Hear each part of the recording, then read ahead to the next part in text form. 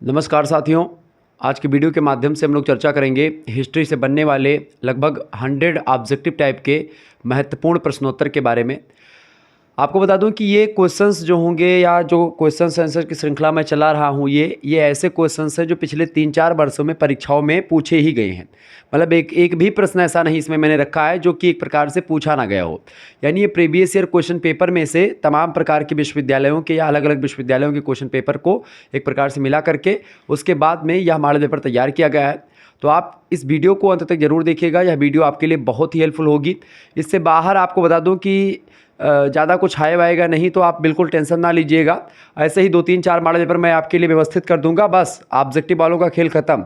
ठीक है, दीर्घ उत्तरीय और लघु उत्तरीय और अति लघु उत्तरीय वाले बच्चों के लिए महासंग्राम रिवीजन क्लास लगातार आएगी। उनका खलास काम खत्म, पूरा सिलेबस उसी में मैं संकलित करके समाहित कर दूंगा, पूरा समझा दूंगा। हर एक चैप्टर से बनने वाले जो क्वेश्चंस होंगे उनको और उनके आंसर को एक प्रकार से कैसे लिखना, सब कुछ महासंग्राम रिवीजन क्लास के अंतर्गत बताया जाता है। तो आप लोग ये जो परेशान है बहुत सारे बच्चे की चैप्टर वाइज गुरुजी चैप्टर वाइज कर रहे हैं, चैप्टर वाइज से बहुत इंपॉर्टेंट होते हैं महासंग्राम वीडियो। चैप्टर वाइज बनाने में मुझे कोई हर्ज नहीं है, लेकिन एक चैप्टर में मैं लगभग 30-35 मिनट आपके लगेंगे समझाने में उसको।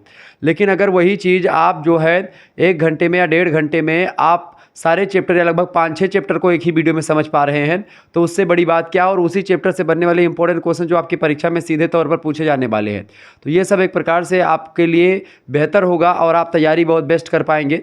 ठीक है, बहरहाल जो आपका सिलेबस है वो तो कंप्लीट हो जाएगा महासंग्राम रिवीजन क्लास के माध्यम से, मैराथन क्लास के माध्यम से, तो उसको लेकर के आप परेशान ना होइएगा। ठीक है, हिस्ट्री यानी जिन्होंने इतिहास लिया हुआ है सब्जेक्ट केवल हिस्ट्री, एक होता है एंशिएंट हिस्ट्री, तो वो दूसरा सब्जेक्ट है। ठीक है, जिसमें आपको आर्ट एंड आर्किटेक्चर भी पढ़ना पड़ता है। ठीक है, वो एंशिएंट हिस्ट्री है। और केवल हिस्ट्री आपको पढ़ना पड़ता है जो प्रारंभिक इतिहास होता है। बेसिकली शुरुआत से इतिहास से शुरू करना है और 1206 ईस्वी तक के इतिहास के बारे में आपको यहाँ पर पढ़ना है। तो यहाँ से जो भी प्रश्न पिछले 2-3-4 वर्षों में आए हुए हैं उन्हीं को इस वीडियो में समाहित किया गया है। और ऐसे ही आप लोग कई श्रृंखला देख चुके होंगे, जियोग्राफी की वीडियो देखा होगा आपने, संस्कृत की देखा होगा आपने, पॉलिटिकल साइंस की देखा होगा, ऐसे और सब्जेक्ट के आपने देखा होगा, या पॉलिटिकल साइंस की नहीं आई तो आ जाएगी। ठीक है, तो बीए फर्स्ट सेमेस्टर आपको एक प्रकार से बता दूं, आप सभी का स्वागत है आपके YouTube channel Shukla study point में। जितने भी लोग हमारे से जुड़ चुके हैं सभी को गुड इवनिंग। और नवरात्रि का एक प्रकार से आखिरी चरण भी चल रहा है, आप सभी को बहुत बहुत बधाई भी उसकी। चले अब जानने का प्रयास करते हैं कौन कौन से ऐसे क्वेश्चंस हैं जो परीक्षा में खूब पूछे गए हैं दबा के, और ये क्वेश्चंस अब की बार बहुत ज़्यादा संभावना है कि आएंगे। इसी वजह से मैंने इसको रखा है ताकि आपको कहीं पर भटकने की ज़रूरत ना पड़े, आप बहुत ज़्यादा परेशान हो जाते हैं। आप देखें, आप किसी भी विश्वविद्यालय से रिलेटेड किसी भी कॉलेज में पढ़ रहे हैं, यहाँ तक कि दीनदयाल उपाध्याय गोरखपुर विश्वविद्यालय, या आपका Raja Mahendra Pratap Singh state university, doctor Bhimrao Ambedkar Agra university, या जो भी मासा कुंभरी हो गया महाराजा सुहेलदेव यूनिवर्सिटी, या जो भी विश्वविद्यालय जो परीक्षाएँ अपनी ऑब्जेक्टिव करवाएंगे, उन सभी के लिए एक प्रकार से लेक्चर बहुत ही महत्वपूर्ण होगा। अब चाहे जो भी परीक्षा ऑब्जेक्टिव हो, अच्छा अगर आपका माइनर पेपर है, माइनर में भी ऑब्जेक्टिव पेपर प्रश्न आ रहे हैं, तो आपके लिए भी यह लेक्चर बहुत ही महत्वपूर्ण होगा, ये बात आप ध्यान रखेंगे। तो मैंने बहुत सारे क्वेश्चंस एक प्रकार से अभी और हमारे पास हैं, उनको भी एक प्रकार से 2-3 मॉडल पेपर के माध्यम से मैं समस्त प्रश्नों को आपको समझा दूंगा। और जब परीक्षा का आपका अंतिम दौर होगा, खास करके जब नवंबर तक, तो मैं एक प्रकार से एक महासंग्राम रिवीजन क्लास ऑब्जेक्टिव टाइप की लाऊंगा जो लाइव आपकी होगी क्लास, और जिसमें एक प्रकार से आप उसमें बताओगे कि ये आंसर ये सही होगा गुरुजी, और उसमें आपका नाम भी बोला जाएगा। तो उसके लिए आप तैयार रहिएगा, इन्हीं मॉडल पेपर से ही क्वेश्चन उठाए जाएंगे। तो आप पहले मॉडल पेपर देख लें, उसके बाद में फिर मैं एक टेस्ट आपके लिए लगाऊंगा, 2-3 घंटे का टेस्ट होगा, जो एक प्रकार से पूरा हिस्ट्री आपका समाप्त कर दूंगा। जो भी प्रश्न पूछेगा लगभग 300-400 प्रश्न या 500 प्रश्नों की श्रृंखला होगी, और उसी में सब कुछ खलास समाप्त पूरा। ठीक है, तो परेशान नहीं होना आपको। चले, पहला क्वेश्चन से ऋग्वेद में अघन्या का प्रयोग हुआ है। अघन्या मतलब होता है ऐसी चीज़ें या ऐसी जिसका हत्या आप नहीं कर सकते, जिसको जो ना मारने योग्य हो। अघन्या बेसिकली गाय के लिए अघन्या शब्द का प्रयोग ऋग्वेद में प्रयोग किया गया है। ऋग्वेद में अघन्या शब्द किसके लिए आया है? गाय के लिए आया है। 2022 में प्रश्न पूछा गया था, और 2024 में भी ये क्वेश्चन पूछा गया है विभिन्न विश्वविद्यालयों में, ये बात आप ध्यान रखेंगे। तो ऋग्वेद में अघन्या शब्द का प्रयोग किसके लिए किया गया है? गाय के लिए किया गया है, ये बात आप ध्यान रखेंगे। तो ये पहला प्रश्न आपके लिए बहुत ही बेस्ट है, बहुत ही महत्वपूर्ण है। पहला ही नहीं, सारे क्वेश्चंस आपके लिए बहुत ही इंपॉर्टेंट है। दूसरा क्वेश्चन आपकी स्क्रीन पर आ चुका है, ऋग्वैदिक यानी पाणी किस वर्ग के नागरिक होते थे, यानी जो पाणी नागरिक होते थे, एक वर्ग विशेष को पाणी डिनोट करता है, वह वर्ग विशेष को पाणी कहते, तो वो किस में आते थे? पुरोहित वर्ग को पाणी कहते थे, या स्वर्णकार को यानी सोना बनाने वाले को, या व्यापारियों को, या फिर लोहार को यानी जो लोहा वगैरह पीटते हैं वो। 2022 में क्वेश्चन पूछा गया, तो इधर लिखा हुआ है, आप लोग देखते चलेंगे। तो ऋग वैदिक काल में, ठीक है, ऋग्वेद दुनिया का सबसे पुराना ग्रंथ है, ठीक है, और सबसे पुराना वेद भी है। 4 वेदों में से सबसे पहला वेद ऋग्वेद है। ऋग्वेद में तमाम प्रकार के मंत्रों का उल्लेख, इंद्र का उल्लेख 250 बार हुआ है और 200 बार अग्नि का उल्लेख हुआ है। ये बात आप ध्यान रखेंगे, क्लियर। और ऋग्वैदिक की अगर काल की अगर बात की जाए, तो ऋग्वैदिक काल में पाणी जो है ये किस वर्ग के नागरिक हुआ करते थे? तो पाणी की अगर बात की तो व्यापारी लोगों को पाणी कहा जाता था। किसको भैया? व्यापारियों को पाणी वर्ग कहते थे। ऑप्शन नंबर इसका डी करेक्ट आंसर होगा। सब चीज़ों को ध्यान रखते हुए चलेंगे, बहुत ही महत्वपूर्ण क्वेश्चन हैं। ये बात मैं बार बार नहीं बोलूँगा, तो आप सभी लोग इस वीडियो को 1 मिनट के लिए भी स्किप मत करिएगा, प्लीज़ 1 मिनट के लिए स्किप मत करिएगा, क्योंकि आपको किसी और चैनल पर ऐसी इन्फॉर्मेटिव वीडियो और ऐसे चीज़ें आपको नहीं मिलने वाली हैं। तो आप परेशान ना हो, ऐसे ही और भी तमाम प्रकार की चीज़ें आपके समक्ष आती रहेंगी। शुक्ला स्टडी पॉइंट आपके लिए बहुत ही बेहतर कर रहा है। पिछले 7 वर्षों से मैं आपके लिए एक प्रकार से ऐसे कार्य कर रहा हूँ। चले, तो अनुभव की एक प्रकार से कोई कमी नहीं, तो आप चिंता ना करें किसी बात को लेकर के। आप पहली बार, इसीलिए मैं आपको बता रहा हूँ, बाकी आपके जो सीनियर्स हैं उनको पता होगा, क्लियर। चले, सबसे प्राचीनतम वेद कौन सा है? सबसे प्राचीनतम माने पुराना से पुराना। सबसे पुराना कौन सा है? ऋग्वेद सबसे पुराना वेद है, ठीक है। ऋग्वेद के बाद में आपका आता है यजुर्वेद, फिर सामवेद। सामवेद को संगीत शास्त्र का जनक भी कहा जाता है। क्या कहा जाता है? संगीत का जनक, ठीक है। भारतीय संगीत का जनक किसको कहते हैं? तो भारतीय संगीत का एक प्रकार से जनक या एक प्रकार से जो उद्भव हुआ है वो किससे हुआ है? सामवेद से हुआ है। सामवेद में पता नहीं कितने ताल, सुर और तान, इन सभी का वर्णन एक प्रकार से सामवेद में खूब अच्छे तरीके से हुआ है। जो भी आप ये सब गाना बजाना आजकल आप देखते हैं, तो इन सभी की उत्पत्ति जो है वो सामवेद से ही मानी जाती है। आयुर्वेद की अगर बात की जाए, तो आयुर्वेद जो है ये एक प्रकार से अथर्ववेद से एक प्रकार से निकला। अथर्ववेद की अगर बात की तो सबसे पुराना, मतलब कि सबसे नया वेद है अथर्ववेद, और सबसे पुराना वेद है ऋग्वेद, ठीक है। ऋग्वेद, यजुर्वेद, सामवेद और अथर्ववेद, ये 4 वेद हैं, ठीक है, ध्यान रखेंगे। आपसे पूछा जाता है कि वेद त्रयी क्या है, ठीक है। वेद त्रयी में क्या क्या शामिल है? वेद त्रयी की बात की तो 3 वेद शामिल है आपका। ऋग्वेद शामिल है, सामवेद शामिल है और यजुर्वेद शामिल है, ठीक है। यजुर्वेद भी आपका किसमें शामिल है? यजुर्वेद भी शामिल है आपका किसमें? वेद त्रयी में, ऋग्वेद और सामवेद। अथर्ववेद नहीं शामिल है वेद त्रयी में, चूँकि वो बाद में लिखे गए। वेद अपौरुषीय होते हैं। प्रश्न पूछा आता है कि वेद हैं, तो वेद अपौरुषीय हैं। अपौरुषीय इसलिए चूँकि इनका पुरुषों ने रचना नहीं करी है, भगवान के द्वारा, ब्रह्मा के द्वारा हुई रचना। वेदों को श्रुति भी कहते हैं, क्योंकि इनका विकास जो है एक प्रकार से कैसे हुआ है? वेदों का विकास सुन करके हुआ है, यानी एक व्यक्ति ने किसी दूसरे को बताया, दूसरे ने तीसरे को बताया, तीसरे ने चौथे को बताया। इस तरीके से एक व्यक्ति के द्वारा अपने शिष्य को, वो अपने शिष्य को इस तरीके से बताते हुए एक परंपरा चली आई। और जब लिपियों का विकास हुआ, तब जाकर के वेदों को लिपिबद्ध किया गया, वेदों को लिखा गया। उससे पहले जब वेदों की रचना हुई, तब लिपियों का विकास नहीं हुआ था। आगे देखते हैं, अगला क्वेश्चन आ चुका है भैया। शिवाजी एंड हिज टाइम्स पुस्तक के लेखक कौन है? 2024 में क्वेश्चन पूछा गया, बहुत ही महत्वपूर्ण प्रश्न है। Shivaji and his times, doctor मतलब कि सर जदुनाथ सरकार एक इतिहासकार हैं बड़े ज़बरदस्त, इन्होंने इस पुस्तक को लिखा है। कौन सी पुस्तक है? Shivaji and his times. पुस्तक के लेखक कौन है? जदुनाथ सरकार हैं, ये बात आप ध्यान रखेंगे। अच्छा, एक पुस्तक है the struggle for empire. The struggle for empire पुस्तक के लेखक कौन है? आर.सी. मजूमदार, यानी डॉक्टर रमेश चंद्र मजूमदार ने पुस्तक लिखा है, ठीक है, ध्यान रखेंगे इस बात को। कौन सी पुस्तक लिखा है भैया? द स्ट्रगल फॉर एम्पायर, ठीक है। ये सब प्रश्न परीक्षा में पूछे जाते रहते हैं, ये चीज़ें ध्यान रखेंगे। अगला क्वेश्चन आ चुका, हमेशा प्रश्न आने वाला प्रश्न है ये। अर्थशास्त्र यानी जो इकोनॉमिक्स पुस्तक है, इसको किसने लिखा है? 2016, 17, 19, 23, 24 लगातार क्वेश्चन आप देखेंगे, ये प्रश्न आ रहे हैं, ठीक है। अर्थशास्त्र की रचना किसने करी है? कौटिल्य ने करी है, ध्यान रखेंगे इस बात को। कौटिल्य का दूसरा नाम क्या है? कौटिल्य का दूसरा नाम है भैया चाणक्य। क्या नाम है? चाणक्य। कौटिल्य का एक प्रकार से जो वास्तविक नाम है वो क्या है? इनका नाम है विष्णुगुप्त। क्या नाम है भैया? विष्णुगुप्त। चाणक्य किसके महामंत्री थे, किसके प्रधानमंत्री थे? चंद्रगुप्त मौर्य के प्रधानमंत्री थे। चंद्रगुप्त मौर्य। चंद्रगुप्त मौर्य कौन है? चंद्रगुप्त मौर्य जो हैं ये मौर्य वंश के एक प्रकार से जो है संस्थापक माने जाते हैं, ठीक है। मौर्य वंश के संस्थापक कौन है? चंद्रगुप्त मौर्य हैं, ध्यान रखेंगे इस बात को। मनु ने किसकी रचना करी? मनु स्मृति की, क्लियर, ध्यान रखेंगे। अगला प्रश्न आपकी स्क्रीन पर आ चुका, फटाफट से आप देखने का प्रयास करेंगे।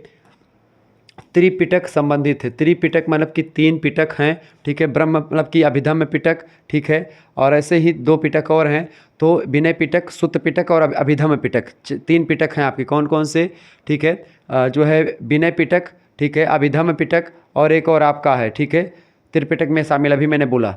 तो ये 3 पिटक हैं जो कि बौद्ध धर्म से रिलेटेड हैं। बौद्ध धर्म के हैं 3 पिटक के। 2016, 18, 19 और 24 में भी कई विश्वविद्यालय में प्रश्न आया हुआ है। त्रिपिटक संबंधित है किससे? बौद्ध धर्म से रिलेटेड है। अगला क्वेश्चन है, राज तरंगड़ी के लेखक कौन है? राज तरंगड़ी एक पुस्तक है जो कि इतिहास के बारे में, खास करके 1206 या 600 ईस्वी के आसपास के इतिहास के बारे में, कश्मीर के इतिहास के ही नहीं बल्कि पूरे भारत के इतिहास के बारे में जानकारी देती है। कल्हड़ नाम के व्यक्ति थे जो कश्मीर में पैदा हुए थे, उन्होंने इस पुस्तक को लिखा। तो कल्हड़ महोदय की है राज तरंगड़ी, ठीक है, ये बात आप ध्यान रखेंगे। और बिल्हड़ की कौन सी रचना है? विक्रमांक देवचरित, ये बात ध्यान रखेंगे, ठीक है। विक्रमांक देवचरित, विक्रमांक देवचरित की किसकी रचना कौन करते हैं? बिल्हड़ करते हैं। भी कश्मीर के निवासी थे और कल्हड़ भी कश्मीर के निवासी हैं। कल्हड़ की रचना कौन सी है? राज तरंगड़ी। कल्हड़ की राज तरंगड़ी इतिहास की प्रथम ऐसी पुस्तक है जो कि ऐतिहासिक व्याख्या प्रस्तुत करती है इतिहास की, ठीक है, ये बात आप ध्यान रखें। 2017 और 23 में क्वेश्चन पूछा गया है। ये प्रश्न हमेशा पूछा था कल्हड़ को लेकर के और बिल्हड़ को लेकर के, ध्यान रखेंगे। विक्रमांक देवचरित तो बी है बिल्हड़, ठीक है, और कल्हड़ राज तरंगड़ी, ठीक है, ध्यान रखेंगे इन चीज़ों को।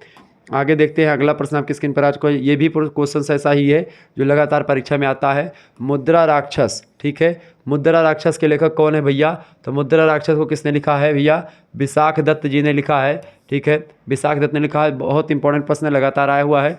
मुद्रा राक्षस के लेखक कौन है भैया? विशाख दत्त है, ठीक है, ये बात आप ध्यान रखेंगे। अगला क्वेश्चन है, रामायण का लेखक कौन था? रामायण किसने लिखी है? रामायण देखिए किसने भैया? देखिए तुलसीदास जी ने रामचरितमानस लिखा है, ध्यान रखेंगे। क्या लिखा है? श्री रामचरितमानस। श्री रामचरितमानस लिखा है किसने? तुलसीदास जी महाराज ने, ठीक है। कंबन ने रामायण लिखा है, तो कंबन रामायण जो है इनका दूसरा नाम है, ठीक है। व्यास जी ने क्या लिखा है? महाभारत का रचना करा। तो महाभारत की रचना किसने करी? ये भी प्रश्न खूब पूछा गया है। तो महाभारत किसने लिखा है? व्यास जी ने, महर्षि वेदव्यास। वेदव्यास का पूरा नाम क्या है? कृष्णद्वैपायन वेदव्यास, ठीक है, क्या नाम है? कृष्णद्वैपायन वेदव्यास इनका पूरा नाम है। वाल्मीकि एक प्रकार से जो आदि कवि कहे जाते हैं, वाल्मीकि कौन है? वाल्मीकि को आदि कवि भी कहा जाता है क्या? तो ये भी प्रश्न आप ध्यान रखेंगे। वाल्मीकि को क्या कहते हैं? आदि कवि भी कहा जाता है। और वाल्मीकि ने ही रचना करी किसकी? रामायण की। रामायण की रचना वाल्मीकि ने करी। किस भाषा में है रामायण? तो ये रामायण है संस्कृत भाषा में। कौन से भाषा में भैया? संस्कृत भाषा में है रामायण, ठीक है, ये बात ध्यान रखेंगे। वाल्मीकि के रामायण में कितने कांड है? ये भी प्रश्न पूछा गया है। तो इसमें 7 कांड है। कितने कांड है भैया? ठीक है, कितने कांड हैं? 7 कांड है। इसमें कितने कांड हैं? 7 कांड है। पहला कांड कौन सा है? बाल कांड है। दूसरा अयोध्या। तीसरा आपका क्या है? अरण्य कांड। चौथा कौन सा कांड? किष्किंधा। पांचवा कौन सा कांड? सुंदर कांड। छठा कौन सा? लंका कांड। लंका कांड को और किस नाम से जानते हैं? युद्ध कांड को लंका कांड के नाम से जानते हैं। और अगला कांड 7वां कांड कौन सा है? जो है उत्तर कांड। उत्तर कांड को ज्ञान कांड भी कहा जाता है। तो ये बात ध्यान रखेंगे। ये सब प्रश्न खूब पूछे गए, इस वजह से मैंने आपको ये चीज़ें आपको क्लियर कर दी, समझा दी। तो ये सब चीज़ें क्लियर हो गई। अच्छा, महाभारत को लेकर के प्रश्न पूछाता है, दुनिया का सबसे बड़ा महाकाव्य कौन सा है? दुनिया का सबसे बड़ा महाकाव्य है महाभारत। महाभारत की रचना किसने करी? व्यास जी ने करी, ठीक है। किस भाषा में? संस्कृत भाषा में, ठीक है। व्यास जी का पूरा नाम क्या है? कृष्णद्वैपायन वेदव्यास, ठीक है। महाभारत किसकी रचना है? तो कौरव और पांडवों की गाथा है, ठीक है, ये बात भी ध्यान रखेंगे। महाभारत कैसा काव्य है? तो महाकाव्यात्मक, मतलब कि एक प्रबंधात्मक काव्य है। इसके अलावा महाभारत को लेकर के और भी प्रश्न पूछा था कि महाभारत का पुराना नाम क्या था? तो महाभारत का पुराना नाम था भैया जय संहिता।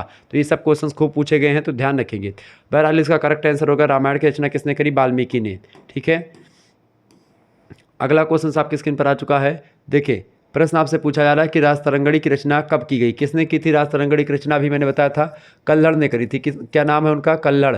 कहाँ के निवासी थे? कश्मीर के निवासी थे, ठीक है। इसकी रचना कब हुई? 2024 में क्वेश्चन पूछा गया है। तो कल्हड़ की राज तरंगड़ी की जो रचना हुई है भैया, वो 12वीं शताब्दी के आसपास हुई है। ऑप्शन नंबर इसका सी करेक्ट आंसर हो जाएगा। शताब्दी का मतलब क्या होता है? यानी जैसे मान लीजिए 1101 ईस्वी से लेकर के 1200 ईस्वी के बीच का जो समय है, इसको आप 11वीं शताब्दी मतलब 12वीं शताब्दी कहते हैं। क्लियर? अगला क्वेश्चन आ चुका है, वेदांग किसे कहते हैं? वेद धन अंग, यानी वेदों के अंगों को वेदांग कहते हैं।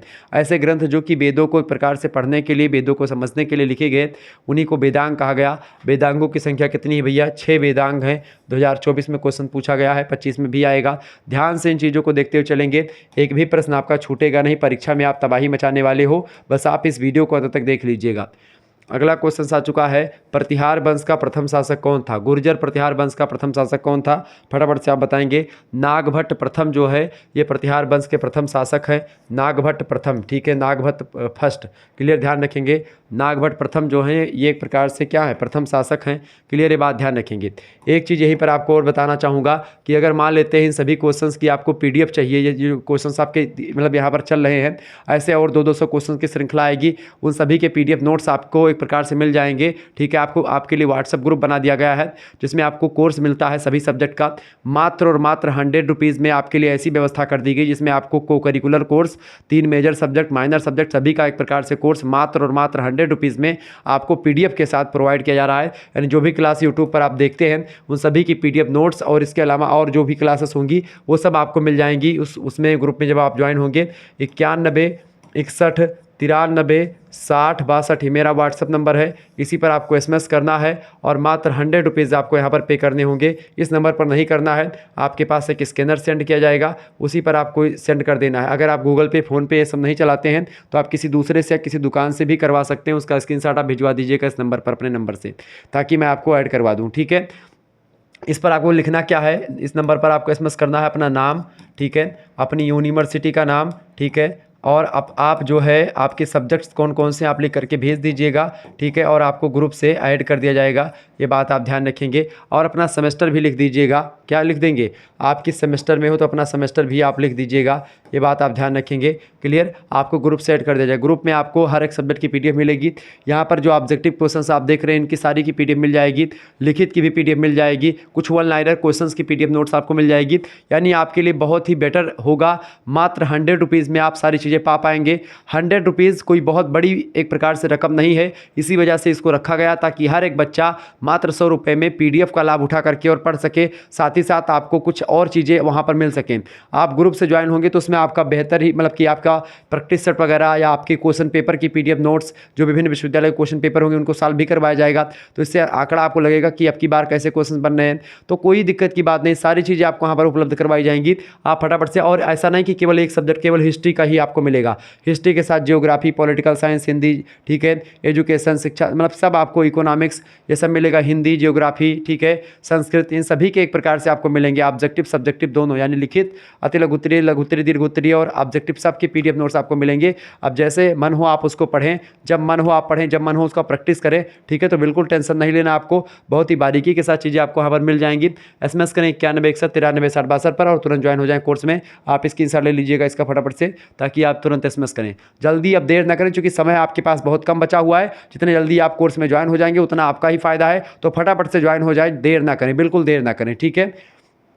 चले, बहुत ही बेनिफिट्स आपके होंगे। नेक्स्ट क्वेश्चन आपकी स्क्रीन पर आ चुका है, फटाफट से आप देखने का प्रयास करेंगे। तो ये हो गया भाई, आगे देखते हैं। अगला क्वेश्चन आपकी स्क्रीन पर आ चुका है, फटाफट से आप देखने का प्रयास करेंगे। बहुत ही ज़बरदस्त क्वेश्चन आ चुका है महोदय। प्रश्न है, निम्नलिखित में से किस हड़प्पन नगर से जुते हुए खेतों के निशान मिले हैं? फटाफट से आप बताने का प्रयास करेंगे, यानी कौन से नगर से जो है हमको जुते हुए खेतों का साक्ष्य मिला है? कालीबंगा से, या फिर धौलावीरा से, या लोथल से, या फिर मोहनजोदड़ो से? बताएं किस स्थान से हमको जुते हुए खेतों का एक प्रकार से साक्ष्य मिला है। प्रश्न बहुत ही महत्वपूर्ण आपके समक्ष आ चुका है। तो ये प्रश्न आपकी परीक्षा में 2023 में पूछा गया प्रश्न है। कालीबंगा नाम के स्थान से क्या मिला हो? जुते हुए खेतों का उल्लेख मिला है, ये ऑप्शन करेक्ट आंसर होगा। अगला प्रश्न, निम्नलिखित में से किस हड़प्पन नगर से जुते हुए खेतों के निशान मिले हैं? ठीक है, जुते हुए खेतों के निशान मिले हैं, तो कालीबंगन से, बिल्कुल यही प्रश्न दोबारा से आ गया, कालीबंगन, ठीक है। नेक्स्ट क्वेश्चन आपकी स्क्रीन पर आ चुका है, फटाफट से आप देखने का प्रयास करेंगे। प्रश्न, निम्नलिखित में से कौन सा सिंधु घाटी की सभ्यता से संबंधित स्थल नहीं है? सिंधु घाटी सभ्यता से स्थल कौन सा इनमें संबंधित? देखें, कालीबंगा, कालीबंगन, रोपण और लोथल, ये सब एक प्रकार से सिंधु घाटी की सभ्यता से जुड़े हुए स्थल हैं, ठीक है, स्थान है, जबकि पाटलिपुत्र जो है ये नहीं है, क्लियर, ये बात आप ध्यान रखें। तो इसका यही पूछा गया क्या नहीं है, तो सी ऑप्शन नहीं है। अगला क्वेश्चन से सिंधु सभ्यता का कौन सा स्थान भारत में स्थित है इनमें से? 2023 में क्वेश्चन आया हुआ है। मोहनजोदाड़ो, हड़प्पा या लोथल, बताएं। तो इनमें से कौन सा? देखिए बाकी तो पाकिस्तान में स्थित है, बाकी आप मोहनजोदाड़ो आप देख मतलब कि इसमें से कौन सा, मतलब आपसे पूछा जा रहा है कि सिंधु घाटी सभ्यता कौन सा स्थान भारत में स्थित है। देखिए हड़प्पा की अगर बात की जाए और मोहनजोदाड़ो की तो ये पाकिस्तान वगैरह में चले जाएंगे। लोथल जो है ये भारत में स्थित है, ठीक है। लोथल कहाँ पर है? ये भारत में है, ठीक है। आगे देखेंगे, अगला प्रश्न आपकी स्क्रीन पर आ चुका है, फटाफट से आप देखेंगे। प्रश्न है बुर्ज होम संबंधित है। बुर्ज होम किससे संबंधित है भैया? बुर्ज होम जो है ये नवपाषाण कालीन स्थल है। नवपाषाण काल आप देखते हैं एक होता है, ठीक है, निम्न पाषाण काल यानी पुरापाषाण काल, एक होता है आपका मध्य पाषाण काल और एक होता है नवपाषाण काल। क्लियर? तो नवपाषाण काल का स्थल है बुर्ज होम, ठीक है, ये बात आप ध्यान रखेंगे। अगला क्वेश्चन आपकी स्क्रीन पर आ चुका है, फटाफट से आप देखने का प्रयास करेंगे। क्लियर? चले भाई, 2024 में क्वेश्चन आ चुका है। प्रश्न है सिंधु सभ्यता का कौन सा स्थान भारत में स्थित है? इनमें से भारत में कौन सा स्थान स्थित है भैया? लोथल स्थान 2024 में भी आ गया, 2023 में आया गया था अभी प्रश्न।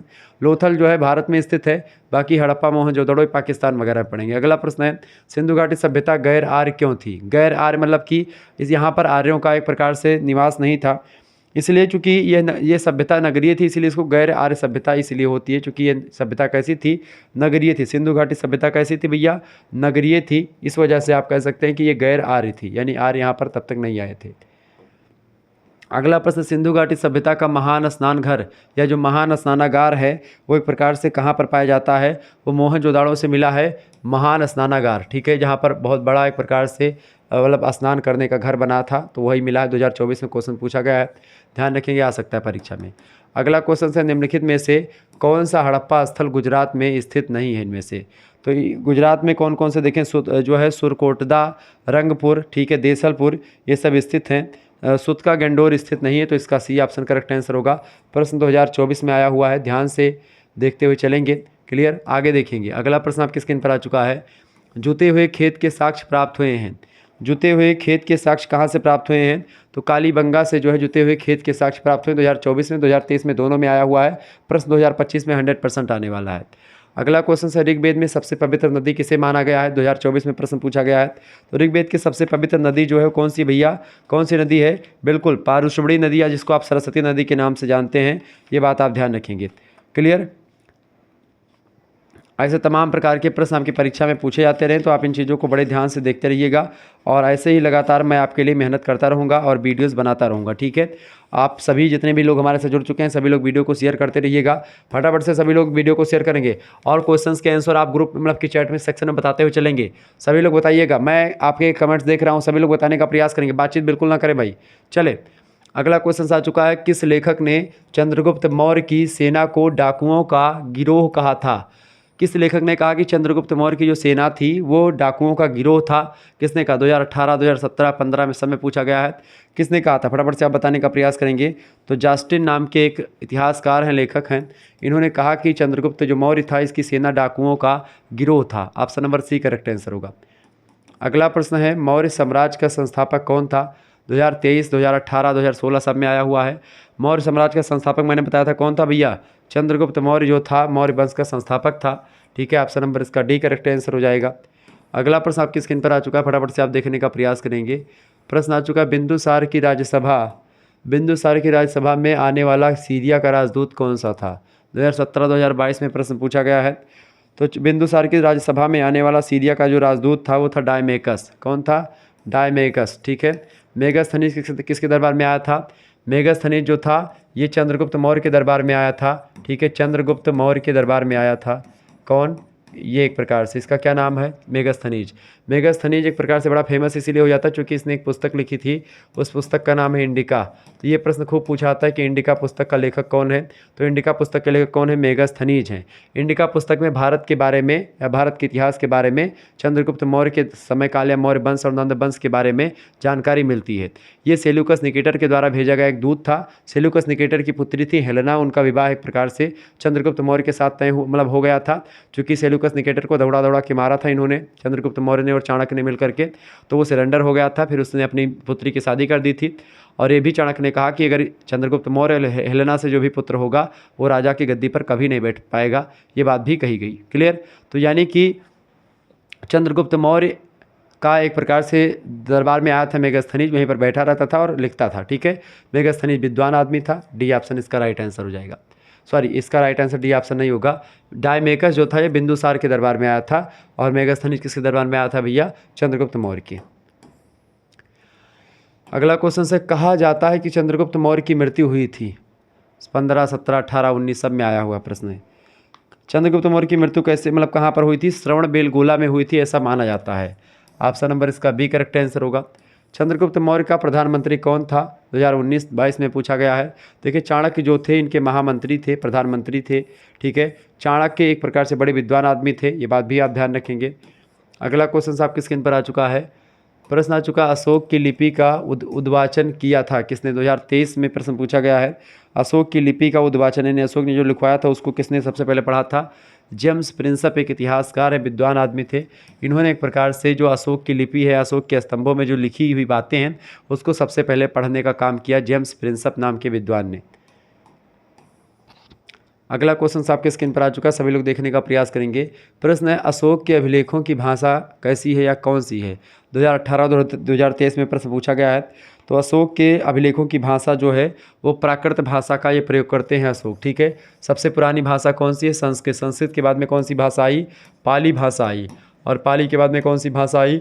पाली के बाद में आई प्राकृत। प्राकृत के बाद में कौन सी भाषा आई? अपभ्रंश। ठीक है, अपभ्रंश के बाद में कौन सी भाषा बनी? हिंदी का प्रादुर्भाव हुआ। ठीक है, तो हिंदी की विकास यात्रा भी यहाँ पर आपने देख ली। यानी संस्कृत सबसे प्राचीन भाषा है, तो प्राचीन जैसे वैदिक ग्रंथ ये सब जो लिखे जाएंगे संस्कृत में। ठीक है, स्मृतियाँ, आरण्यक, महाभारत, रामायण सब संस्कृत में। फिर उसके बाद में पाली में कुछ जैन धर्म के ग्रंथों की चीज़ें लिखी हुई मिलेंगी। प्राकृत में बौद्ध धर्म से रिलेटेड चीज़ें आपको मिलेंगी, और यहाँ तक अशोक की बातें आप देखेंगे तो प्राकृत भाषा में, बाकी फिर अपभ्रंश में, फिर हिंदी में। आगे देखेंगे, अगला क्वेश्चन आ चुका है, सांची के स्तूप का निर्माण किसने करवाया था? सांची के स्तूप का निर्माण किसने करवाया था? बहुत ही इंपॉर्टेंट प्रश्न है। 2022 में क्वेश्चन पूछा गया है। सांची के स्तूप का निर्माण अशोक ने करवाया था। किसने करवाया था? अशोक, सम्राट अशोक ने करवाया था। बी ऑप्शन करेक्ट आंसर होगा। प्रियदर्शी दूसरा नाम किसका था? देवनाम प्रियदर्शी। ठीक है, ये अशोक को ही कहते थे। अशोक बड़ा एक प्रकार से, अशोक को बहुत ज़्यादा भद्दा भी दिखता था अशोक। ठीक है, तो प्रियदर्शी किसको कहा गया? प्रियदर्शी किसका नाम था भैया? अशोक का दूसरा नाम क्या था? प्रियदर्शी। ऑप्शन नंबर इसका एक करेक्ट आंसर हो जाएगा। नेक्स्ट क्वेश्चन आप देखेंगे, प्रश्न आपकी स्क्रीन पर आ चुका है। प्रश्न क्या आ चुका भैया? प्रश्न आ चुका है कि अशोक की ब्राह्मी लिपि को सर्वप्रथम किस पुराविद ने पढ़ा था? बताएं।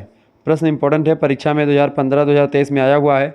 तो मैंने आपको बताया था जेम्स प्रिंसप नाम के विद्वान ने सबसे पहली बार अशोक के अभिलेखों में जो लिखी हुई बातें उसको पढ़ा। ठीक है, आगे देखेंगे, अगला क्वेश्चन आपकी स्क्रीन पर आ चुका है, सभी लोग देखने का प्रयास करेंगे। अशोक की पुत्री जो थी उनका क्या नाम था? फटाफट से आप बताएं, अशोक की पुत्री का क्या नाम था जो बौद्ध धर्म के प्रचार के लिए श्रीलंका गई थी? ये प्रश्न खूब पूछा गया, 2024 में भी आया है, 15, 18, 19 सब में। तो इनकी पुत्री का क्या नाम था? अशोक की पुत्री का नाम भैया संघमित्रा इनकी पुत्री का नाम था। क्या नाम था? संघमित्रा नाम था अशोक की पुत्री का, जो बौद्ध धर्म के प्रचार के लिए श्रीलंका गई थी। ठीक है, आगे देखते हैं, अगला क्वेश्चन आपके स्क्रीन पर आ चुका है, फटाफट से आप लोग देखने का प्रयास करेंगे। बहुत ही ज़बरदस्त क्वेश्चन आ चुका है भाई, इंपॉर्टेंट क्वेश्चन है। ऐसे ही क्वेश्चन लगातार आपकी परीक्षा में आते रहेंगे। ठीक है, ध्यान रखेंगे। चले, प्रश्न है, गुप्त स्वर्ण मुद्रा को कहा जाता था? बताएं, सभी लोग बताने का प्रयास करेंगे इसका राइट। अच्छा, ये बहुत सारे प्रश्न। मौर्य राजवंश का संस्थापक कौन था? चंद्रगुप्त मौर्य था। ये प्रश्न खूब पूछा जाता है। चाणक्य से रिलेटेड मैंने प्रश्न आपको बता दिया ही था। ठीक है, अच्छा, मगध की राजधानी कौन सी थी? राजगृह थी उस समय, 2024 में प्रश्न आया था। क्लियर। मौर्य राजवंश की स्थापना कब हुई थी? 322 ईसा पूर्व में मौर्य राजवंश की स्थापना हुई थी, ये बात भी ध्यान रखेंगे। ओके, और कंटक शोभन मौर्य काल में किसको कहते थे? कंटक शोभन जो था ये फौजदारी न्यायालय होता था। कंटक शोभन में फौजदारी मामलों का एक प्रकार से निर्णय लिया जाता था, ये बात ध्यान रखेंगे। प्रश्न आपकी स्क्रीन पर आ चुका, गुप्त स्वर्ण मुद्रा को कहा जाता था? गुप्त स्वर्ण मुद्रा को क्या कहते थे भैया? फटाफट से आप बताने का प्रयास करेंगे। अच्छा, ये मौर्य वंश से पहले कौन सा वंश था? नंद वंश का शासन था। ठीक है, घनानंद शासन कर रहा था, उसी को एक प्रकार से पराजित करके चंद्रगुप्त मौर्य ने मौर्य वंश की स्थापना करी थी। नंद वंश का संस्थापक कौन था? महापद्मनंद जो था, ये नंद वंश का संस्थापक था, ये बात ध्यान रखेंगे। चंद्रगुप्त मौर्य के गुरु कौन थे? भद्रबाहु जो थे वो चंद्रगुप्त मौर्य के गुरु थे, ये बात आप ध्यान रखेंगे। अच्छा, प्रयाग प्रशस्ति की रचना किसने की है? तो हरिशेन ने की है, ये बात आप ध्यान रखेंगे, परीक्षा की दृष्टि से बहुत महत्वपूर्ण है। देवी चंद्रगुप्तम एक नाटक है, किसने लिखा है? विशाखदत्त ने लिखा है। चंद्रगुप्त द्वितीय का जमाता कौन था? रुद्रसेन द्वितीय था। ये सब क्वेश्चंस परीक्षा में पूछे गए हैं, ये बात आप ध्यान रखेंगे। प्रश्न आपकी स्क्रीन पर अगला आ चुका है, बताएं प्रश्न क्या पूछा गया भैया? प्रश्न पूछा गया है कि गुप्त स्वर्ण मुद्रा को जाना जाता था, तो गुप्त स्वर्ण मुद्राओं को दिनार के नाम से जानते थे। किस नाम से भैया? दिनार कहते। 2023 में प्रश्न आया, 2024 में भी आया हुआ है, ज्वलंत प्रश्न है, आपकी बार भी आएगा। ठीक है, अगला क्वेश्चन आ चुका है, गुप्त काल में सिंचाई कर को क्या कहते थे? 2024 में आया हुआ प्रश्न है। हिरण्य या फिर जो है बिदक भागम या उदरंग या फिर उपरनिका, बताएं क्या कहते थे भैया? तो गुप्त काल में सिंचाई कर को उपरनिका कहते थे। क्या कहते थे? सिंचाई के कर को उपरनिका कहा जाता था। ऑप्शन नंबर इसका डी राइट आंसर हो जाएगा। अगला प्रश्न आपकी स्क्रीन पर आ चुका है, पूछा भी गया कई बार प्रश्न। रज्जुक थे, बताएं रज्जुक कौन थे? 2024 में क्वेश्चन पूछा गया है। रज्जुक जो थे मौर्य साम्राज्य के अधिकारी हुआ करते थे। ऑप्शन नंबर इसका बी करेक्ट आंसर हो जाएगा। अगला क्वेश्चन से आप देखेंगे, प्रश्न आपकी स्क्रीन पर आ चुका है भैया, भारत का नेपोलियन किसे कहा जाता है? 2024 में प्रश्न पूछा गया था। भारत का नेपोलियन समुद्रगुप्त को कहते हैं। समुद्रगुप्त को एक प्रकार समुद्रगुप्त एक ऐसा व्यक्ति है जिन्होंने 100 से अधिक युद्ध लड़े और कोई भी युद्ध एक प्रकार से हारे नहीं, ये बात भी ध्यान रखेंगे। और किसी भी युद्ध के हारने का वर्णन इनको नहीं मिलता। प्रयाग प्रशस्ति में समुद्रगुप्त के तमाम प्रकार की विजयों का उल्लेख किया गया है। समुद्रगुप्त जिस तरीके से एक प्रकार से युद्ध लड़ता था, उसके जैसा कोई इतिहास में मेरे हिसाब से नहीं रहा होगा। समुद्रगुप्त बहुत ही प्रतापी और बहुत ही एक प्रकार से जो है वीर और बुद्धिमान शासक था, जिसने एक प्रकार से बहुत काम किया। अच्छा, हिंदी मतलब कि इतिहास में अगर देखें, इतिहास में स्वर्णकाल किसको कहते हैं? इतिहास में स्वर्णकाल के नाम से किसको जानते हैं भैया? तो इतिहास का स्वर्णकाल ही गुप्त वंश ही इतिहास का स्वर्णकाल है, ये बात आप ध्यान रखेंगे। क्लियर? थोड़ा सा जल ग्रहण कर लूँ, मैं तुरंत आपके लिए फिर क्लास कंटिन्यू करता हूँ।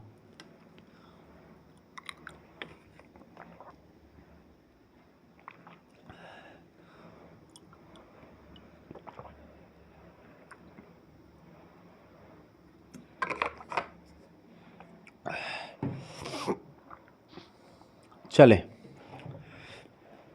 आगे देखने का काम करते हैं सभी लोग, फटाफट से आप देखने का प्रयास करेंगे। प्रश्न है कि शक विजेता कौन था इनमें से? 2024 में प्रश्न पूछा गया है। शकों को यहाँ से कौन भगाया था? शक विजेता थे चंद्रगुप्त सेकंड। चंद्रगुप्त द्वितीय ने शकों को एक प्रकार से पराजित किया था। अगला प्रश्न आपकी स्क्रीन पर आ चुका, फटाफट से आप देखने का प्रयास करेंगे, बहुत ही ज़बरदस्त क्वेश्चन है। सबसे ज़्यादा सोने के सिक्के किस काल में प्रचलित हुए थे? सोने के सिक्के आप देखेंगे तो गुप्त काल में सोने के सिक्के सबसे ज़्यादा प्रचलित थे। गुप्त काल इतिहास का स्वर्णकाल भी कहा जाता है। ऑप्शन नंबर इसका सही करेक्ट आंसर होगा। फाहियान किसके काल में भारत में आया था? फाहियान एक विदेशी यात्री है। 2024 में प्रश्न पूछा गया है। चंद्रगुप्त द्वितीय के दरबार में ही एक प्रकार से फाहियान जो था वो यात्री था, आया था मोरक्को से, मतलब कहीं से आया था, वहीं से विदेश से ही था। अगला क्वेश्चन आपके स्क्रीन पर आ चुका, फटाफट से आप देखने का प्रयास करेंगे। बड़ा ही ज़बरदस्त क्वेश्चन आ चुका है महोदय। प्रश्न आ चुका है भैया, कौन सा प्रश्न आ चुका है? दिलवाड़ा के चालुक्य मंदिर यानी जैन मंदिर कहाँ स्थित है? फटाफट से आप बताएंगे। 2022 में क्वेश्चन पूछा गया है, दिलवाड़ा के चालुक्य मंदिर यानी जैन मंदिर कहाँ स्थित हैं? मध्य प्रदेश में, उत्तर प्रदेश में, या फिर हरियाणा में, या फिर राजस्थान में, कहाँ पर स्थित है? फटाफट से आप बताएंगे। कहाँ का दिलवाड़ा का जो चालुक्य मंदिर है कहाँ पर स्थित है भैया? फटाफट से आप बताने का प्रयास करेंगे। दिलवाड़ा का चालुक्य मंदिर कहाँ पर स्थित है? दिलवाड़ा का जो चालुक्य मंदिर है वो स्थित है कहाँ पर भैया? बिल्कुल राजस्थान में स्थित है। ऑप्शन नंबर इसका सी करेक्ट आंसर हो जाएगा। अगला क्वेश्चन है, चालुक्य शासक पुलकेशियन की हर्ष पर पुलकेशिन द्वितीय की हर्ष पर विजय का वर्ष क्या था? चूँकि पुलकेशिन द्वितीय जो था ये दक्षिण में शासन कर रहा था और ये जो हर्षवर्धन थे उत्तर भारत के शासन कर रहे थे। हर्षवर्धन जो कि राज्यवर्धन के पुत्र थे, पुष्यभूति वंश के एक प्रकार से सम्राट जो थे प्रभाकर वर्धन, उन्हीं के पुत्र थे राज्यवर्धन और हर्षवर्धन। राज्यवर्धन के बड़े भाई थे हर्षवर्धन के, और हर्षवर्धन छोटे भाई थे। ठीक है, और इनकी एक बहन थी राजश्री, ये बात भी ध्यान रखें, परीक्षा में खूब प्रश्न पूछा जाता है। तो पुलकेशिन द्वितीय से हर्षवर्धन की हार हुई थी, युद्ध हुआ था। 2023 में प्रश्न पूछा गया है, तो वही पूछा गया कि चालुक्य शासक जो थे पुलकेशियन और जो पुष्यभूति वंश के नरेश थे, वर्धन सम्राट थे हर्षवर्धन, इनके मतलब इनके बीच में युद्ध कब हुआ था? फटाफट से आप बताने का प्रयास करेंगे। तो चालुक्य शासक पुलकेशिन द्वितीय की हर्ष पर विजय का जो वर्ष था 618 ईस्वी था सन का। ऑप्शन नंबर इसका ए करेक्ट आंसर हो जाएगा। अगला प्रश्न आपकी स्क्रीन पर आ चुका, फटाफट से आप देखने का प्रयास करेंगे। प्रश्न है, चालुक्य शासक पुलकेशिन सेकंड यानी पुलकेशिन द्वितीय ने किस नदी के तट पर हर्षवर्धन को परास्त किया था? बताएं। तो चालुक्य शासक पुलकेशिन सेकंड ने जो है नर्मदा नदी के तट पर एक प्रकार से परास्त किया था। किसको? नर्मदा नदी के तट पर जो है परास्त किया था हर्षवर्धन को। अगला क्वेश्चन 2023 में आया हुआ है। देखिए प्रश्न है, किस शासक ने बोध गया स्थित बोधि वृक्ष के बोधि वृक्ष को कटवा दिया था? बोधि वृक्ष जो एक प्रकार से जो है बौद्ध धर्म का प्रतीक माना जाता है, बौद्ध धर्म में बहुत इंपॉर्टेंट माना जाता है। तो बोधि वृक्ष को कटवा दिया था जो कि बोध गया में स्थित था। वो कौन था? तो वो एक थे गौड़ नरेश शशांक। शशांक जो था ये शैव था, यानी कि शशांक ये किस धर्म को मानते थे? शैव धर्म को मानने वाला था। भगवान शंकर की बहुत कट्टर समर्थक था, बहुत पूजा करता था। और भगवान शंकर के समर्थकों का विरोध भी बौद्ध धर्म में आप देखते हुआ है पहले, ठीक है। तो वहाँ पर भी एक प्रकार शशांक जो था क्रूर था, अपने धर्म के प्रति एक प्रकार से एकदम से कट्टर था। इसने बोधि वृक्ष को ही कटवा दिया था, जो कि बौद्ध धर्म के लोगों के लिए एक प्रकार से एक जो है मान्यतादार वृक्ष होता है।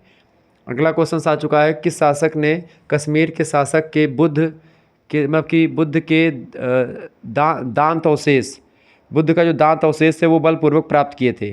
किस शासक ने कश्मीर के शासक के बुद्ध के दांत कश्मीर के शासक से बुद्ध के दांत को अवशेष जो था बुद्ध के दांत का, उसको बलपूर्वक प्राप्त कर लिया था? हर्षवर्धन ने प्राप्त कर लिया था, ठीक है। ऑप्शन नंबर इसका बी करेक्ट आंसर हो जाएगा।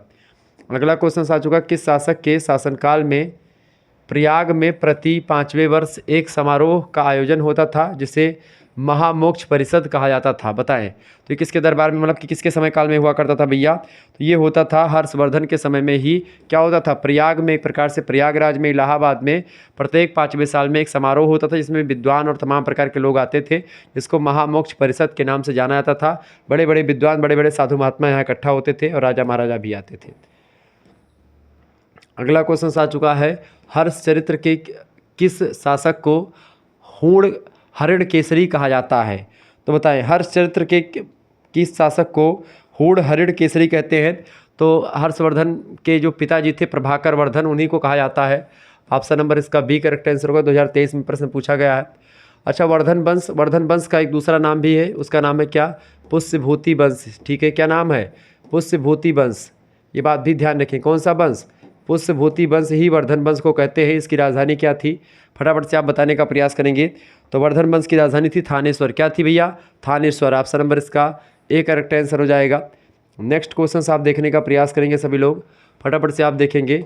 गुप्त वंश के पतन के बाद उत्तर भारत में बड़े भाग का पुनर्गठन किसने किया?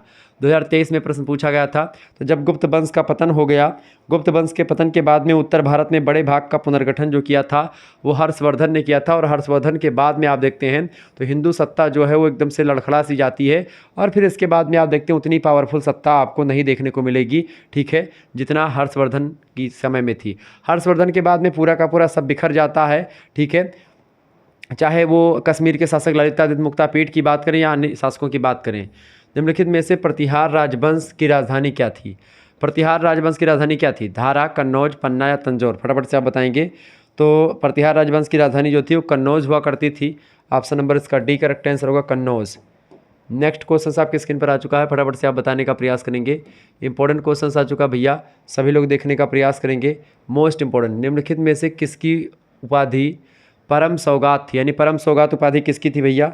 परम सौगात उपाधि जो थी राज्यवर्धन सेकंड की थी। किसकी थी? राज्यवर्धन सेकंड की थी। परम सौगात की उपाधि एक प्रकार से इसको मिली थी, ये बात आप ध्यान रखेंगे। आगे बढ़ते हैं और भी चीज़ों को जानने का प्रयास करते हैं। फटाफट से वीडियो को लाइक और शेयर कर दीजिएगा। बहुत ही महत्वपूर्ण तरीके से आप लोग चीज़ों को देख पा रहे हैं, जान पा रहे हैं, सभी लोग समझने का प्रयास करेंगे। ये सब क्वेश्चंस आपकी परीक्षा की दृष्टि से बहुत ही ज़्यादा महत्वपूर्ण है। ऐसे ही क्वेश्चंस आपकी परीक्षा में आएंगे, ये बात आप ध्यान रखेंगे। चले, प्रश्न आ चुका भैया,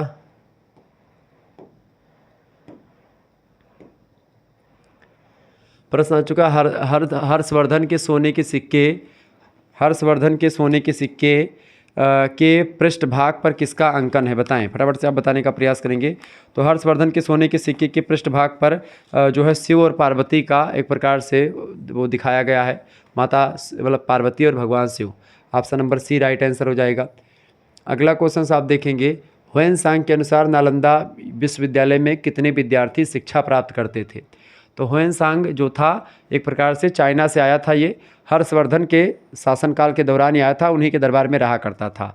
ह्वेनसांग जो था ये बड़ा विद्वान आदमी था। ह्वेनसांग नालंदा यूनिवर्सिटी में पढ़ा भी था।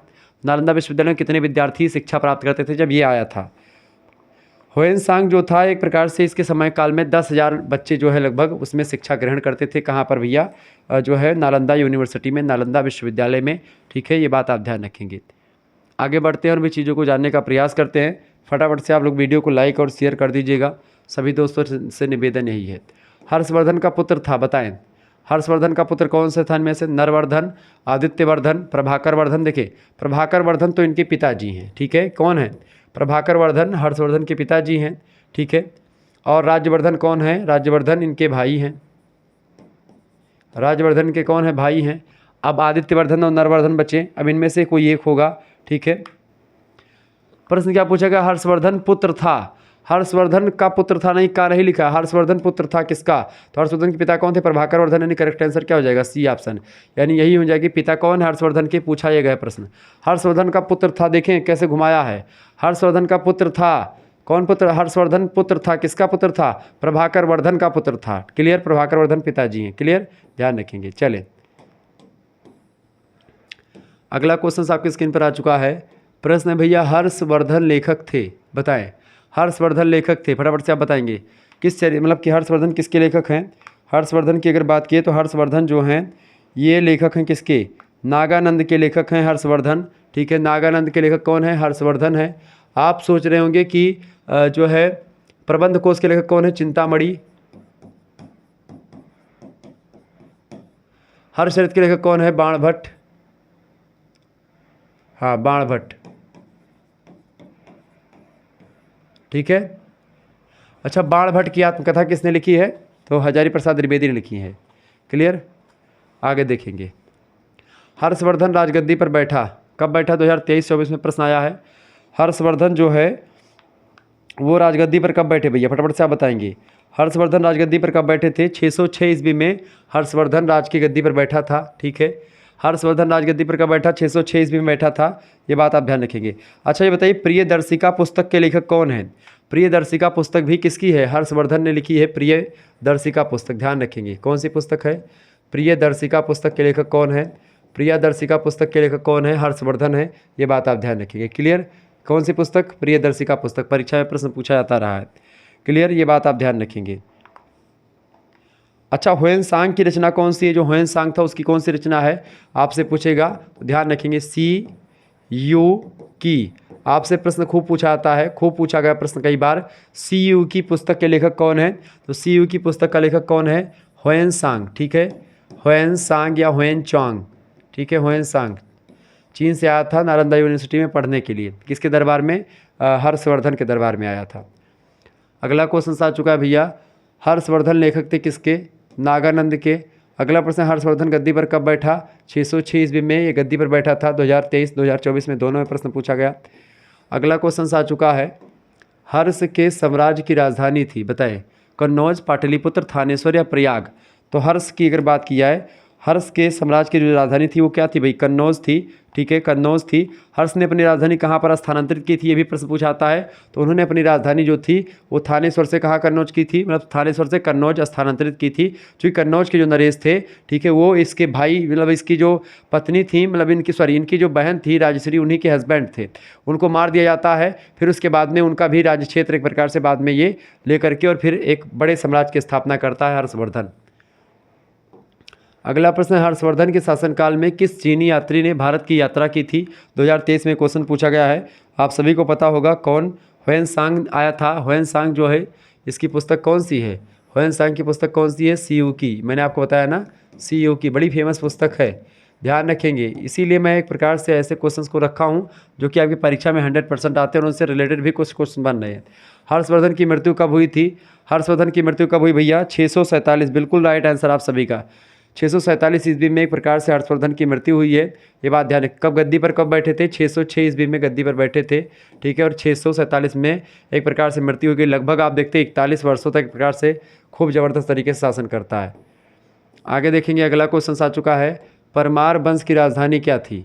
2024 में क्वेश्चन पूछा गया। परमार वंश की राजधानी, परमार वंश की राजधानी थी धारा। ठीक है, क्या थी? धारा, सी ऑप्शन। अजमेर शहर का निर्माण किसने करवाया था? 2024 में प्रश्न आया। अजमेर शहर का निर्माण किसने करवाया था? अजय राय ने करवाया था। किसने करवाया था? अजय राज ने करवाया था। अजमेर शहर का निर्माण। ठीक है, नेक्स्ट क्वेश्चन आपकी स्क्रीन पर आ चुका है, फटाफट से आप देखने का प्रयास करेंगे। प्रश्न आ चुका है, राजपूतों की विदेशी उत्पत्ति के मत का प्रतिपादन सर्वप्रथम किसने किया था? बताएं। राजपूतों की उत्पत्ति के भारतीय मत भी हैं, विदेशी मत भी हैं। इसको लेकर के मैंने एक सेपरेट वीडियो बनाई भी है, तो आप देख लीजिएगा, प्लेलिस्ट में आपको मिल जाएगी। राजपूतों की विदेशी उत्पत्ति का मत प्रतिपादन सर्वप्रथम किसने किया था भैया? किसने किया था? कर्नल जेम्स टॉड नाम के विद्वान ने किया था। ये बात आप ध्यान दें, किसने किया था? कर्नल जेम्स टॉड ने राजपूतों की विदेशी उत्पत्ति के मत का प्रतिपादन किया था कि राजपूत जो है वो विदेशी जातियों से उनकी उत्पत्ति हुई है। अगला क्वेश्चन है, हर्षकालीन शासन व्यवस्था में भुक्ति शब्द जो है, भुक्ति शब्द किसके लिए प्रयोग किया था? भुक्ति 2024 में प्रश्न आया है। ग्राम, जिला, तहसील या प्रांत के लिए? फटाफट से आप बताएंगे। तो हर्षवर्धन के शासन व्यवस्था में भुक्ति जो था एक प्रांत के लिए भुक्ति का प्रयोग करते थे। ठीक है, ये बात आप ध्यान रखेंगे। आगे देखिएगा, अगला क्वेश्चन आ चुका है महोदय। प्रश्न आपकी स्क्रीन पर आ चुका है, हर्ष ने नालंदा विश्वविद्यालय के रख रखाव के लिए कितने गाँवों को दान में दे दिया था? तो हर्षवर्धन ने नालंदा विश्वविद्यालय के रख रखाव के लिए 100 गाँव को दान में दे दिया था। कितने गाँव भैया? 100 गाँव दान में दे दिया था नालंदा विश्वविद्यालय के रख रखाव के लिए। ये बात आप ध्यान रखेंगे। क्लियर, ये बात आप ध्यान रखेंगे। तो इस तरीके से आप लोगों ने चीज़ों को बहुत ही महत्वपूर्ण तरीके से जाना, समझा और परखा। क्लियर।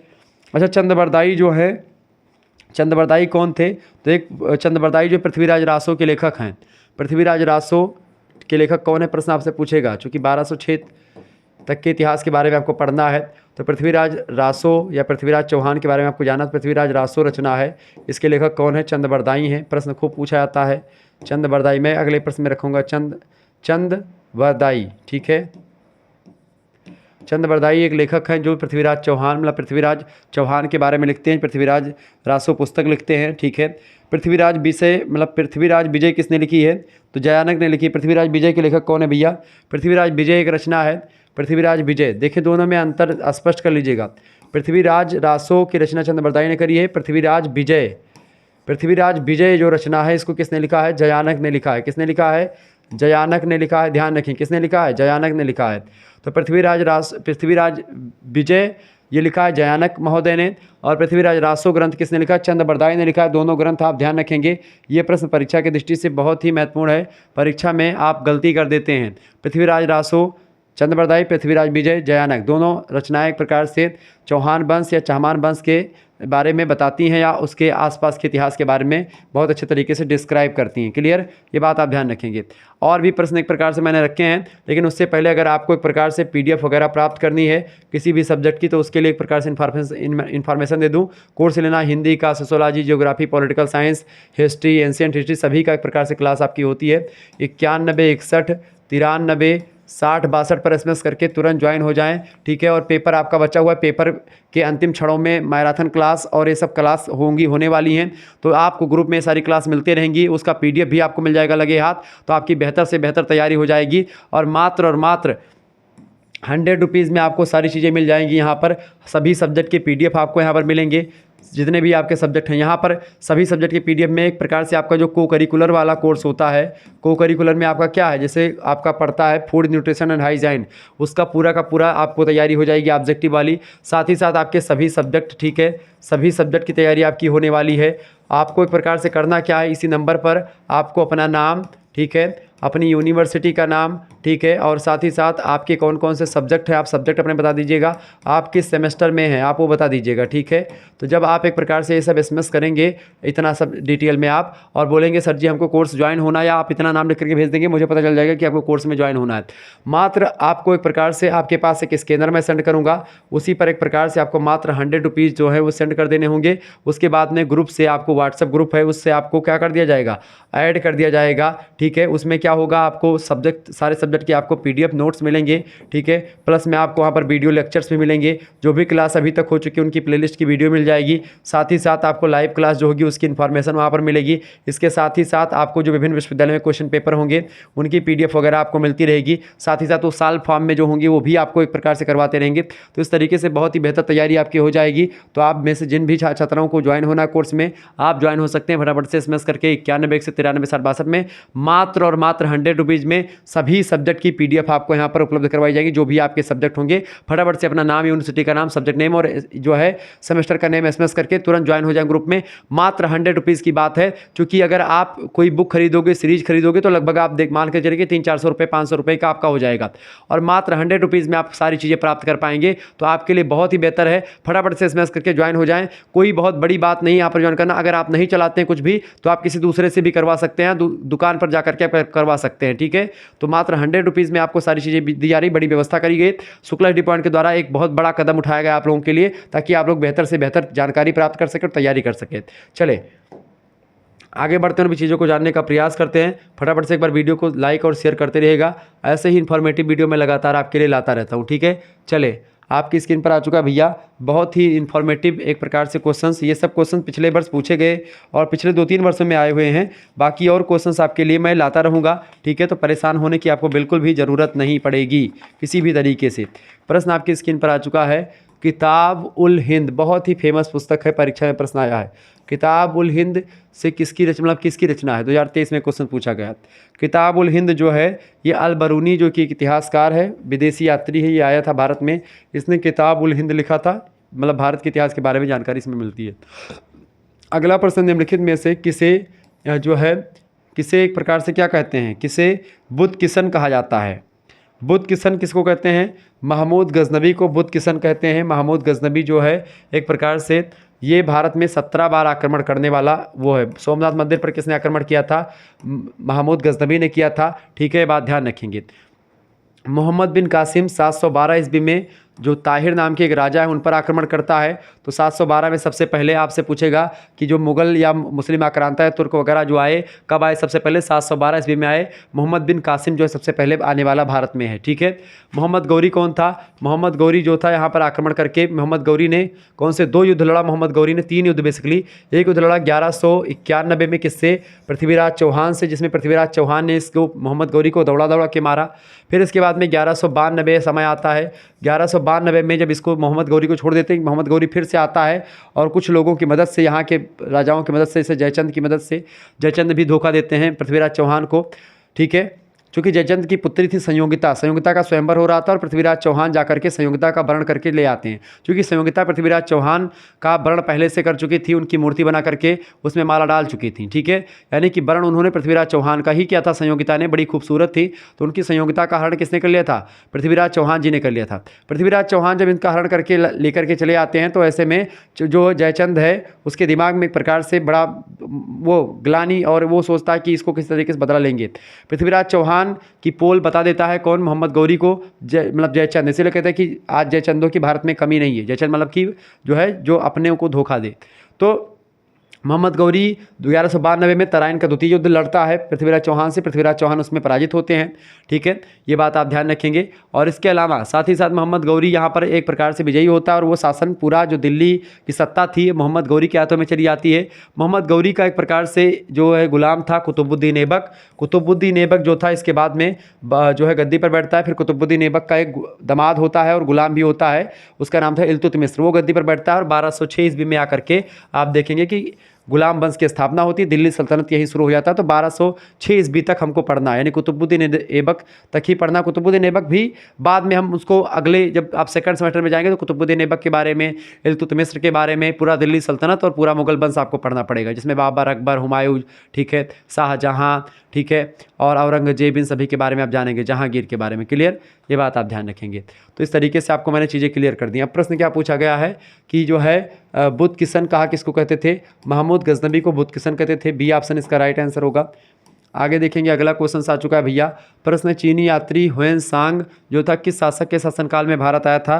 तो ह्वेनसांग जो था ये हर्षवर्धन के शासनकाल में भारत में आया था। CU की पुस्तक इसी की है, ठीक है। महमूद गजनवी के गुजरात के सोमनाथ मंदिर के आक्रमण के समय वहाँ का शासक कौन था। तो गुजरात के मंदिर पर जब आक्रमण किया था महमूद गजनवी ने, तो वहाँ पर भीम फर्स्ट शासन कर रहे थे। कौन शासन कर रहे थे, भीम प्रथम, ठीक है। अगला क्वेश्चन आपकी स्क्रीन पर है। सब 2023 में प्रश्न पूछे गए हैं, 2025 में आएंगे। मोहम्मद बिन कासिम द्वारा सिंध की विजय कब हुई थी। 712 ईस्वी, मैंने आपको बताया था कब, 712 ईस्वी में यह आया था, सिंध पर विजय प्राप्त की थी। उस समय सिंध का राजा कौन था, तो दाहिर नाम का एक शासक था, वही शासन कर रहा था, ठीक है। अगला क्वेश्चन आपकी स्क्रीन पर आ चुका है। प्रश्न है, भारत पर सर्वप्रथम मुस्लिम आक्रमणकारी थे।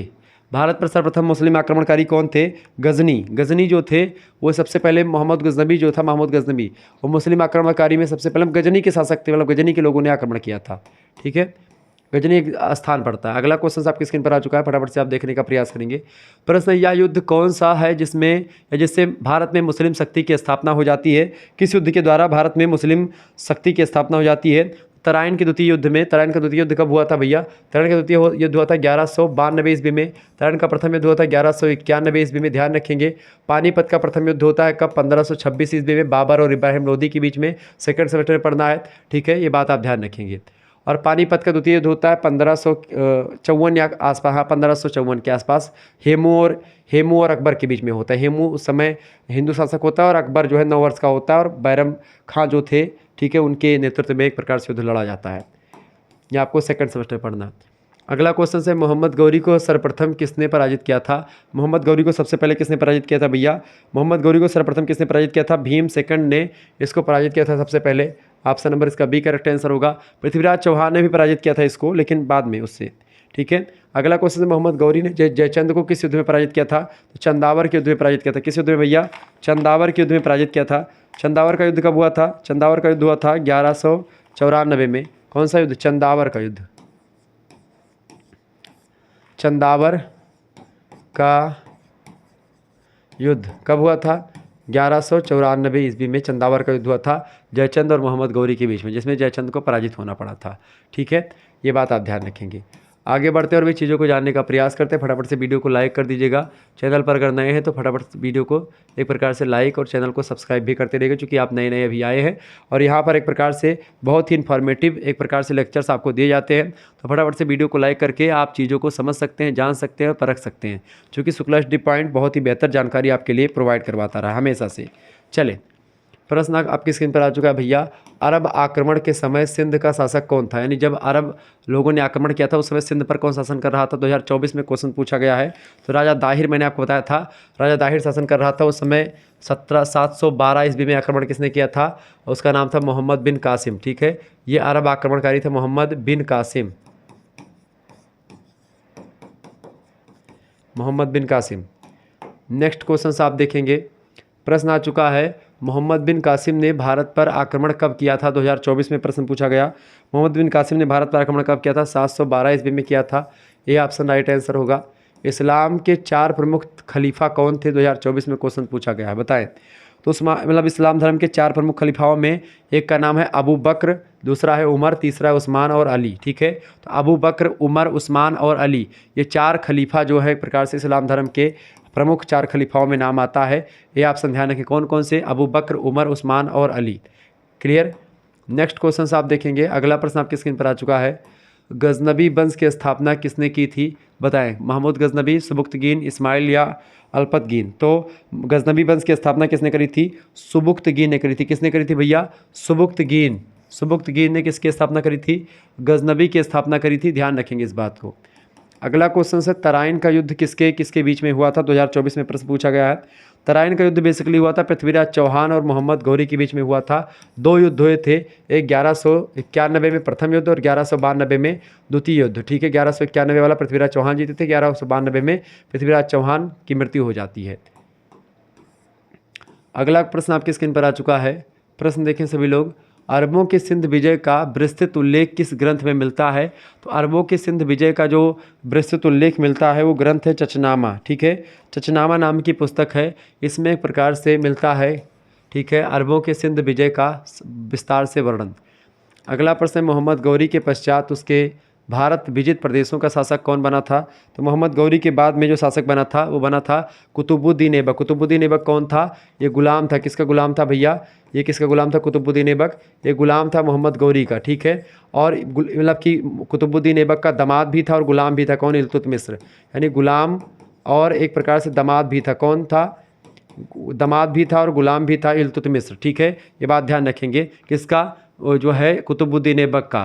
क्लियर। कुतुबुद्दीन ऐबक ने अपनी पुत्री के विवाह इल्तुतमिश से किया था और इल्तुतमिश बाद में गद्दी पर बैठता है और 1206 में मतलब दिल्ली सल्तनत की स्थापना करता है, गुलाम वंश की स्थापना करता है। ठीक है, ये बात आप ध्यान रखेंगे।